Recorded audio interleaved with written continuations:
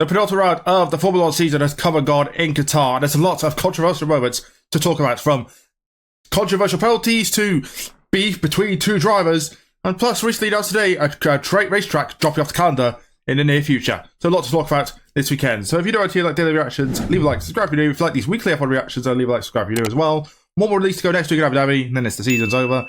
And yeah, let's talk about the Qatar Grand Prix weekend for F1 and F2.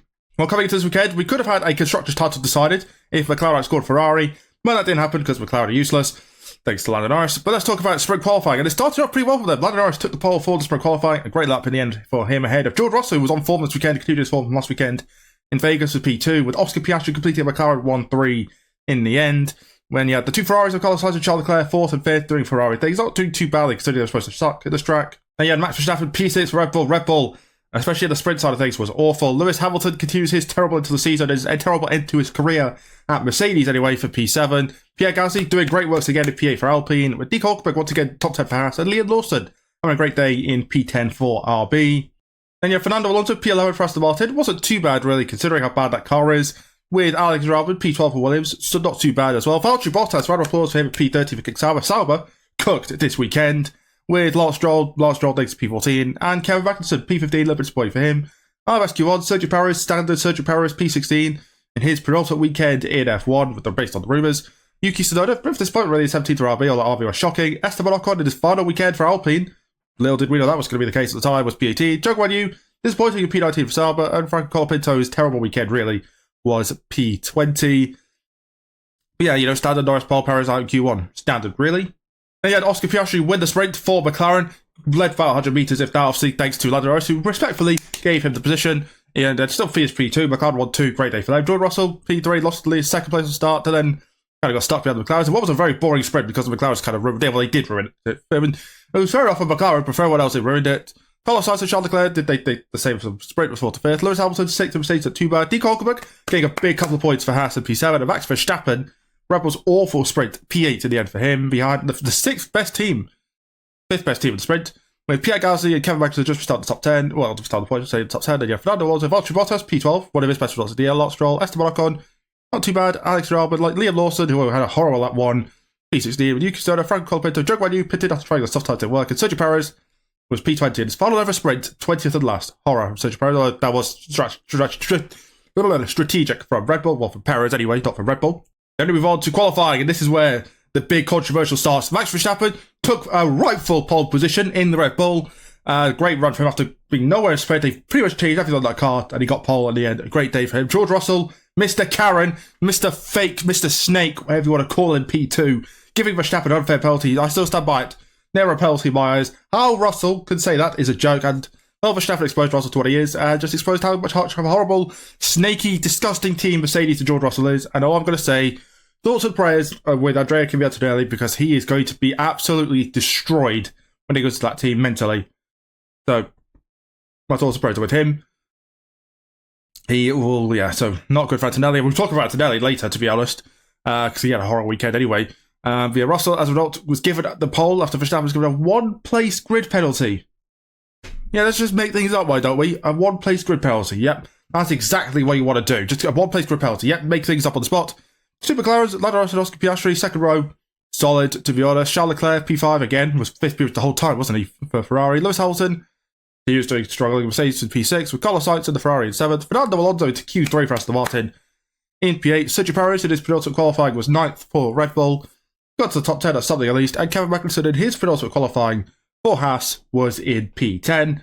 In IQ2, Pierre Gasly did a great first lap, struggled on the second lap, was P11. Zhou Guanyu and Valtteri Bottas, 12th and 13th. Sauber was cooking, both in their penultimate qualifying in F1. At least for next year, compared to next year anyway. Yuki Tsunoda, 14th for RB. Not too bad, RB or horror really, with Lance Stroll in P15. IQ1, Alex Albon and Williams struggled. Williams struggled to get a P16. Liam Lawson, for the first time since his return, out in Q1 as 17th. With Nico Hulkenberg going a horror run. To be fair, he had an issue with the car. With his deployment, was 18th. Franco Colapinto, his terrible weekend, continued in 19th in his penultimate qualifying, at least for the time being. I'm sure we'll see him back at some point. And Esteban Ocon in his final qualifying for Alpine, 20th and last. I mean, Ocon's a weird one. Like, he's been struggling like this whole second half of the season. Ever since he was confirmed to be leaving Alpine, his car is like an F4 car. Like, it's horror compared to Gasly. And obviously, will not be racing this weekend. He's obviously been replaced by Jack Doohan. So Ocon lasted his last qualifying for Alpine. Then we'll talk about the race. So as you can see, Max Verstappen did Max Verstappen things. Wins the races, 9th win of the year, 2nd win in 3 races, 1st win in the dry since Spain.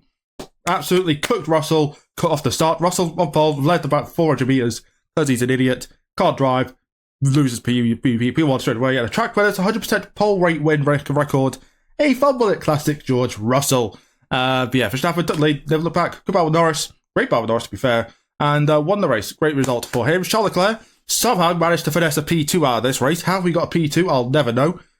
He got, so he deserved a bit of luck, Leclerc, and he got P2. He got a lot of luck today in P2. Oscar Piastri got a podium for McLaren. Solid for Piastri. McLaren, to be fair, say another podium. It's McLaren's first podium since Mexico. It's been that bad in these last 2 races. Like, they almost went 3 races on podium.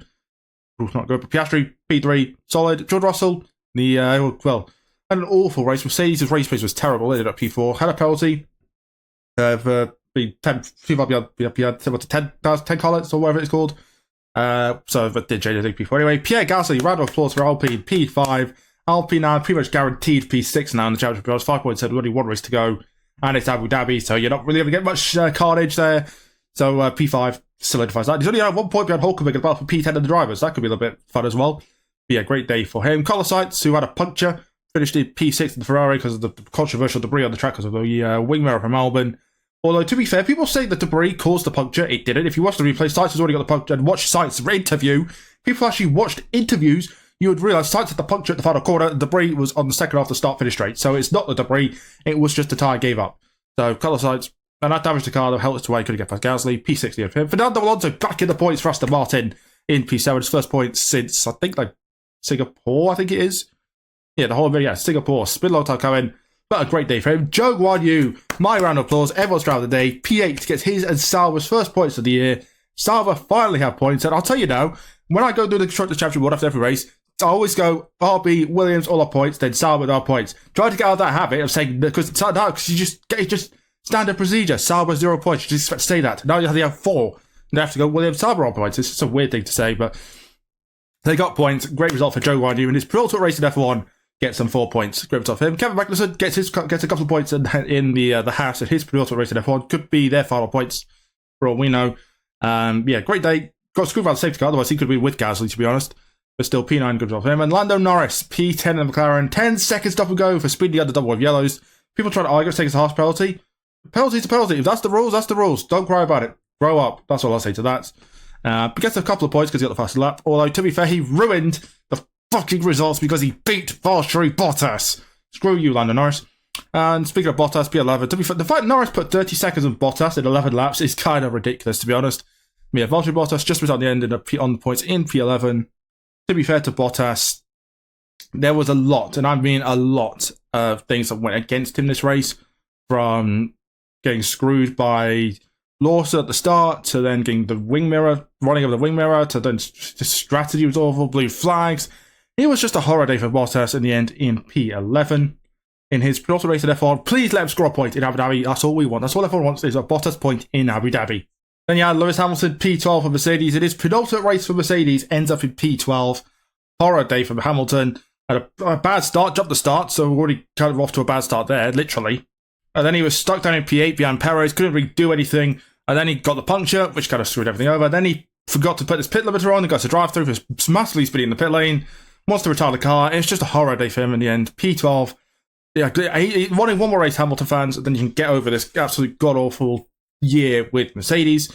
Yuki Tsunoda and Liam Lawson, 13th to 14th for RB. RB were just horror, really. Alex Albon, 15th to Williams, 1 lap down. Just, yeah, those 3 tried something that just never worked. And then you had the 5 retirements. Nico Hulkenberg spun it into the gravel. He had a horror day, really. He had the contact on lap 1, got a puncture. Just as he gets back in the race, on medium tyres, maybe could score points, but spins it into the gravel trap and puts himself out of the race. So Hulkenberg, yeah, terrible day for him. His 2nd DNF of the year for him. Sergio Perez, his 4th DNF of the year, comes after spinning on the safety car, which I don't think was his fault. I'm pretty sure it was a car failure. He just had no drive afterwards. So if he spun on his own, he would get back going. But the fact that his car wouldn't go back going, wouldn't get back going, means there's obviously a car issue. So yeah, Sergio Perez is also rated F1 at DNF. That's just not what you want to see. Lance Stroll, after the contact with Alex Albon on lap 1, retired with damage. And then Franco Colapinto and Esteban Ocon both out of the race at lap 1 after they both deleted by Nico Hulkenberg. Nothing either of them can do, both out of the race. Ocon's final race for Alpine ends at turn 1. Not good to see. So yeah, that was the race. Obviously, big talking points, obviously, Verstappen, the beef between Verstappen and Russell, the unfair penalties, even though penalties were justified in my opinion, and Esteban Ocon's final race for Alpine ending at turn 1. Not what we'd like to see. But yeah, only one race to go in Abu Dhabi for F1. But first, let's talk about F2. When we start with the sprint race, as you can see, Oliver Behrman in his Brilliant F2 race, or his Brilliant sprint race in F2, gets the win, his 3rd win of the year, all being sprints. Lost the lead, got back to top 2nd, got back the lead again together with Hajar, and then won the race on effectively the last lap, the last 2 laps they did on the safety car, but great day for Behrman to get his 3rd win. Jack Crawford gets a podium for Dams, another podium for him, he's great. His good season continues with Richard Shaw in his first race for Every Motorsport, back with Every Motorsport. The Lehman Trident gets a podium in his first race with them since 2021, great day for him. Isaac Hajar spun on the final racing lap, dropped to P4, not good for him. Gordon Bortoleto, P5, solid race for him. With Zane Maloney, this final weekend, his final sprint race ended up P6. With Paul Aaron, who had a penalty, a 2-place penalty, they're doing place penalties instead of F2 now, gets P7. And Joshua Dirksen gets a point for AIX in P8, with Victor Martins and Dino Vaganovic in his first race was P10. Well, did get punted up by Mayata, hence why he finished down 10th on points. And you can see that John Bennett, 12th in his first race with Van Amersfoort, and Tom Mayata finished 7th, but a 6th position penalty for the contact with Mayata. And I believe he had a penalty as well for taking out Antonelli. Speaking of Antonelli, him and Maney collided on the final lap, or the final racing lap, both proved themselves out the race, with Oliver Goethe was running the points with engine failure, took him out the race, and Pepe Marti's horrible season continues as it did not start because of a mechanical issue. And the feature race, Paul Aaron finally gets his first win of the season for High-Tech. Kevin High-Tech's first win of the year, finally get the win. Long time coming, did finish 2nd, but Bortoletto's penalty means he finished 1st, but he deserves a win. That's what matters. And that means every team has now won a race this year. First time I think that's ever happened. Who knows what'll happen again. Isaac Hajar, P2 for Campos, massive result for him in the end, just beating Gavin Bortoletto, who finished P3 because of the penalty. Both take those 3 go for the championship in the final race. Realistically, it's either Bortoletto or Hajar.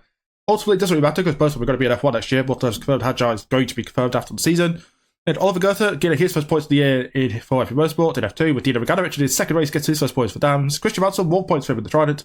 Amric Deal, it is probably penultimate weekend, gets 7th for High-Tech. John Bennett, who was a lap down, by the way, after like 8 laps, and there's only a 30 that race, by the way, finished 8th, somehow, ahead of Zane Maloney, so great result for him. Zane Maloney gets a couple of points in his final race in F2, before moving to Formula E next weekend, and Rotova Mayata gets a point for Rodin.